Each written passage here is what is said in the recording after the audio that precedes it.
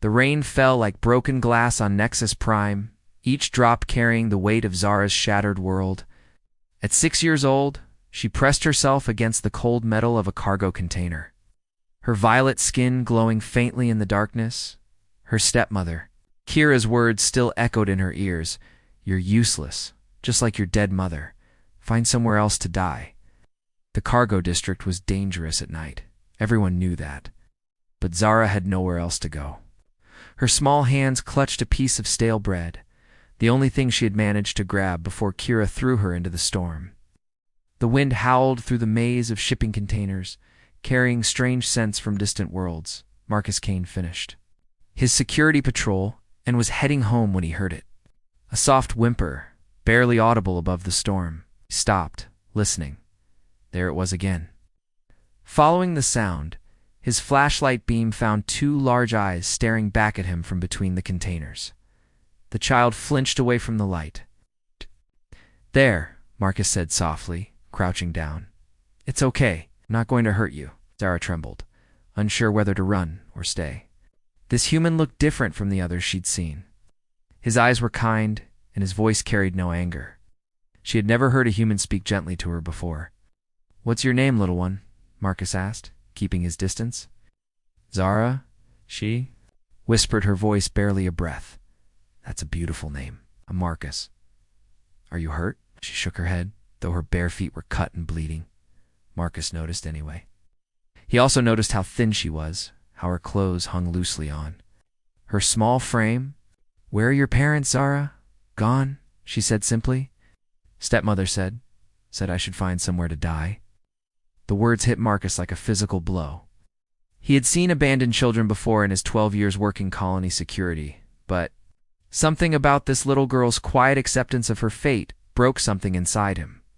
"Well," he said, struggling to keep his voice steady, "I don't think that's a very good plan. How about we find you somewhere warm and dry instead?" Zara studied his face in the flashlight's glow. She saw no deception there, no cruelty, just concern. Slowly, she nodded. Marcus held out his hand, and after a long moment, she took it. Her fingers were ice cold and trembling, but she held on tight as they walked through the storm, toward his apartment. Neither of them knew this moment would change both their lives forever. Learning to trust 3 weeks had passed since that stormy night. And Zara still jumped at sudden noises. Marcus had converted his small office into a bedroom for her complete. With a bed, desk, and shelves for the few possessions he'd bought her, she kept everything meticulously organized, as if disorder might make her unwelcome. "Good morning, little star," Marcus said as Zara emerged from her room, already dressed and ready for the day. She smiled at the nickname he'd given her, referring to the way her Villani heritage made her skin shimmer faintly in certain light. It was the first time anyone had made her alien features seem like something beautiful rather than shameful.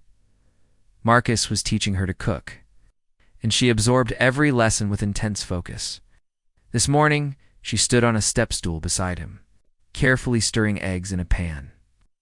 "The key is to keep them moving," Marcus explained, guiding her small hand. "Low heat, constant motion." She asked why about everything now, hungry for knowledge after years of being told she was too stupid to understand anything.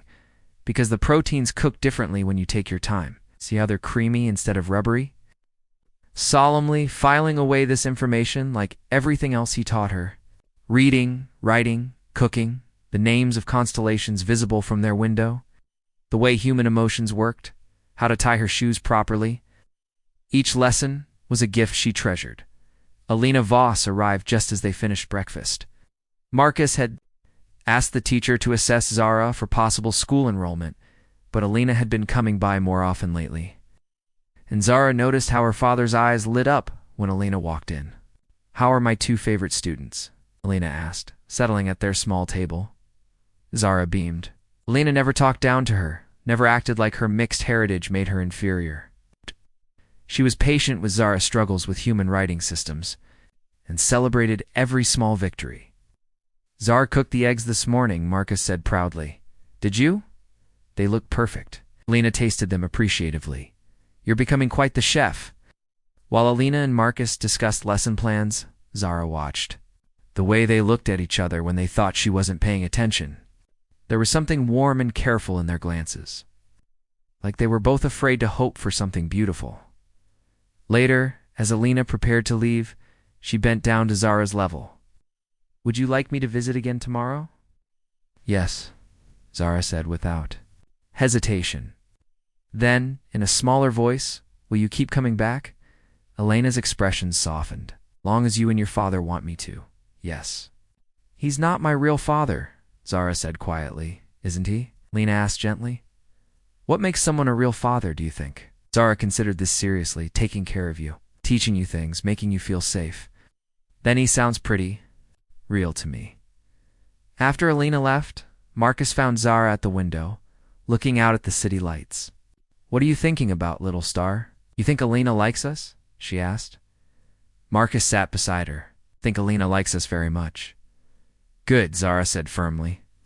"I think we should keep her." Marcus laughed, a sound that had become more frequent since Zara entered his life. "It's not quite that simple, sweetheart. Why not?" And there was that question again, the one that made him see the world through her eyes, where love should be simple and families were made by choice rather than blood. 2 years had brought remarkable changes to their small family. Zara, now 8, spoke fluent Standard and could read at a level that amazed her teachers. Alina had become a constant presence in their lives, and the way she and Marcus looked at each other had evolved from careful attraction to deep, steady love. The morning started like any other, with Zara helping Alina prepare lesson plans while Marcus made coffee. They had fallen into comfortable routines, their apartment filled with the warmth of shared meals and quiet. Conversations that warmth shattered when the door chimed announced an unwelcome visitor. Kira stood in their doorway, dressed in expensive clothes that spoke of recent fortune. Her eyes swept over their modest apartment with obvious disdain before landing on Zara, who had gone completely still beside Alina. "Hello, daughter," Kira said, her voice sickeningly sweet. "Did you miss me?" Marcus stepped protectively in front. "Of Zara, you have no legal right to be here." "Actually, I do." Kira produced a datapad. "My husband died recently, leaving me quite comfortable. I've decided it's time to reclaim my stepdaughter. The courts will be very interested to know she's been living with an unmarried human male." Elena's hand found Zara's shoulder. The child was trembling, but her eyes held a new quality Marcus had never seen before, a strange, intense focus that made the air around her shimmer slightly. "I won't go with you," Zara said quietly. "You don't have a choice, little freak. You're mine by law." "No," Zara said, and this time her voice carried an odd resonance. "I'm not yours. I never was." Kira stepped forward aggressively, but stumbled as if struck by an invisible force. Her eyes widened in fear and confusion. What did you do?" Marcus stared at Zara in amazement. The child's eyes had taken on a faint luminescence, and the air around her seemed to pulse with energy. This was something new, something they had never seen before. Alina said gently, "Look at me, sweetheart." Zara turned, and gradually the strange energy faded. She looked confused and frightened by her own reaction. Kira backed toward the door, her earlier confidence shaken. "This isn't over. I'll be back with legal documentation. That thing belongs to me." After she left, Marcus knelt beside Zara, who was now crying silently. "It's okay, little star. She can't take you away from us." "But what if she can?" Zara whispered. "What if the law says I have to go with her?" Lena sat on Zara's other side. "Then we'll fight it. All of us together." "What happened just now?" Marcus asked carefully. "With Kira. That was something special, wasn't it?" Zara nodded reluctantly. "Sometimes when I'm scared or angry, I can feel other people's minds. To push against them? Mother used to do it too, before she got sick." Marcus and Alina exchanged glances. This changed things. A human child in legal limbo was one thing. A telepathic hybrid with unknown abilities was something the authorities would handle very differently. But as they held Zara between them, Marcus knew it didn't matter. Legal or not, easy or impossible, she was their daughter now. And no bureaucrat or bitter stepmother would take her away without the fight of their lives. We'll figure this out, he promised her, whatever it takes. Outside their window, the city lights twinkled like distant stars, and somewhere in those lights, legal documents were being prepared that would test everything they had built together. Hearts under fire 14 years later, Zara stood at the observation deck of the orbital defense platform, watching ships move like distant fireflies against the starfield. At 22, she had grown into her heritage. Her Villani features were striking rather than childlike. Her telepathic abilities, now a professional asset as a communications specialist for Nexus Prime's defense grid. Marcus, now graying at the temples, found her there as he finished his shift as station security chief. Alina waited at their shared quarters, grading papers and preparing dinner for their chosen family. The hegemony ships are 2 days out, Zara said without turning around. I can feel their intentions from here. So much anger, so much certainty. We've held them off before, Marcus replied, though his voice carried worry. Not like this. This is different. They're not coming to conquer this time. They're coming to eradicate. A door hissed open behind them, and Commander Jackson Reed stepped onto the observation deck. Tall, broad-shouldered, with intelligent dark eyes and prematurely silver hair. He commanded the respect of every officer under his command, but around Zara, his composed demeanor always seemed to soften slightly. The fleet's ready, he reported to Marcus, though his eyes were on Zara. All civilian transports are loaded and standing by for evacuation. Zara turned, and Jackson felt the familiar flutter in his chest. 3 months ago, when his battle group had arrived at Nexus Prime, he had expected to deal with standard defense. Coordination. He had not expected to meet a woman whose mind could touch his across space, whose smile could make him forget his rank and responsibilities. I'm staying, Zara said firmly. My abilities give us an advantage we can't afford to waste. Absolutely not, Marcus and Jackson said simultaneously. Zara looked between the two most important men in her life. Her father, who had saved her from the streets and taught her what love looked like, and Jackson, who had awakened feelings in her she had never imagined possible. You can't protect me from everything, she said gently. I'm not that scared little girl anymore. Jackson stepped closer, his professional mask slipping. That scared little girl is exactly who I see when I look at you, the one who deserves to live to see what comes after this war. And what comes after? Zara asked, moving closer to him. The air between them seemed to crackle with unspoken words. I don't know, he admitted, but I'd like to find out. With you. Marcus cleared his throat. I think I'll go check on the perimeter. Sensors. As her father left them alone, Zara reached up to touch Jackson's face. Through their growing telepathic bond, she could feel his fear for her, his love, his desperate need to keep her safe. I need to do this, she whispered. Not just for the colony, it's for us, for the life we want to build together. Jackson caught her hand, pressing it against his cheek.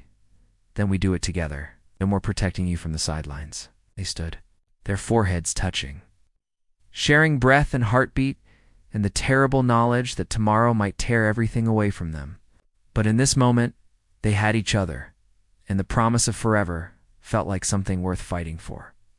I love you, Jackson, whispered against her lips. I know. Zara smiled. I can feel it, just like you can feel me loving you back. Their kiss was tender and desperate, a claiming and a promise all at once. Whatever tomorrow brought, they would face it as one. The battle raged across 3 fronts. Gemini ships cutting through Nexus Prime's outer defenses like scythes through wheat. In the command center, Zara sat connected to the communications array, her consciousness spreading across space to coordinate their desperate defense.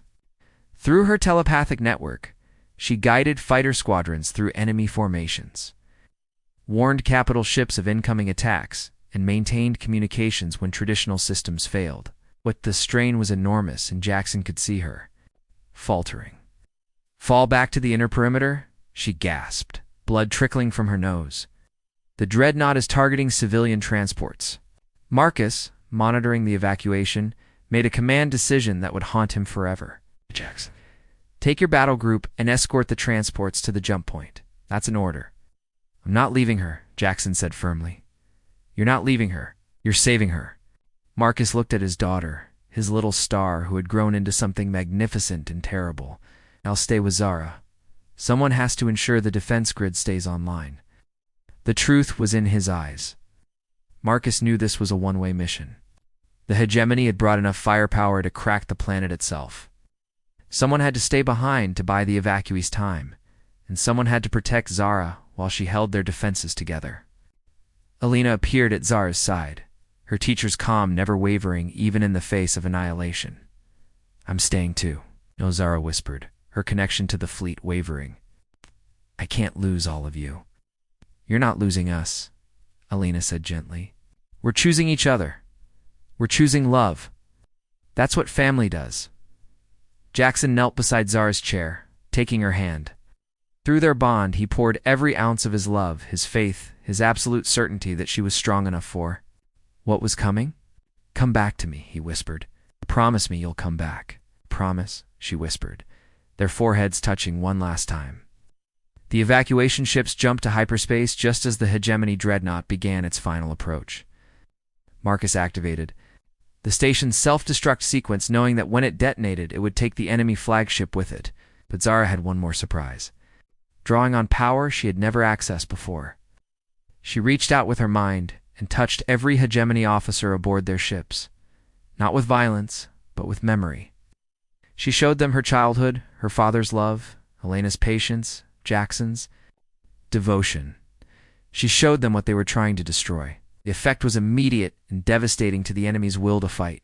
Ship after ship began powering down weapons, their crews overwhelmed by the sudden understanding of what love actually looked like. The station exploded in brilliant light, taking Marcus with it. But his sacrifice bought Zara the few seconds she needed to complete her telepathic broadcast. The hegemony fleet, their certainty shattered by unexpected empathy, retreated into dark space. 6 months later, Jackson found Zara in the garden of their new home on the rebuilt colony. She knelt among the flowers Alina had planted, a small gravestone marked with Marcus's name beside her. He would have loved seeing you in a wedding dress, Jackson said softly. Zara smiled through her tears. He did see it, through my eyes, through my memories. Love doesn't end just because someone dies. As they exchanged vows that evening, surrounded by friends and fellow survivors, Zara felt the presence of those who had shaped her. Marcus, who had saved a broken child and taught her she was worthy of love. Alina, who had shown her that families were built on choice and commitment. And now Jackson, who would help her build something new from the ashes of what they had lost.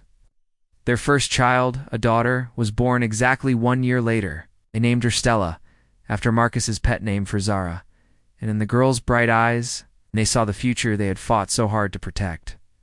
The story that began with an abandoned child in a storm had become something beautiful and enduring. Love had conquered fear, choice had triumphed over law, and hope had proven stronger than any weapon the universe could deploy against it. Sometimes, the greatest victories are measured not in battles won, but in families saved and love preserved across the vast darkness between stars.